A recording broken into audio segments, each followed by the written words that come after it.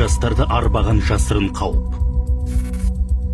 Елімізде діни алауыздық тудырып, терроризмді насихаттады деген айыппен заң қырына ілінген жасөспірімдер көбейе бастады. Бұның бірнеше себебі бар. Біріншісі интернет. Деструктивті діни ағым арбаушылары әлеуметтік желілерде бояуы қанық, тілі жеңіл эмоцияға толы материалдар таратады. Ал діни сауаты жоқ жерлестеріміз ақпаратты сараламайды. Көп фейкке сенеді, сақтап алады. Екінші себеп отбасындағы тәрбие. Күнкөрістің қамымен жүрген ата-ана баласының бос уақытын әрі интернеттегі қызығушылығын қадағаламайды.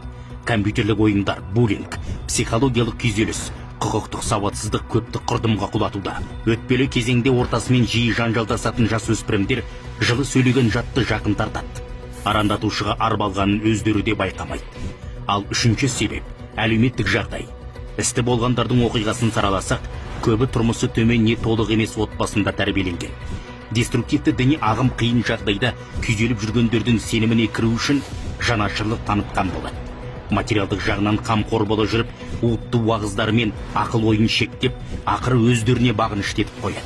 Санасы мүгедек адамды билеп төстеу оңай, бұйрық берілсе қылмыс жасайды. Әлеуметтік желіде қатерлі вирусты таратады, ал оның ақыры абақтыға барады. Ескертеміз, діни алауыздық тудырып, терроризмді насихаттау аса ауыр қылмыс санатына жатады.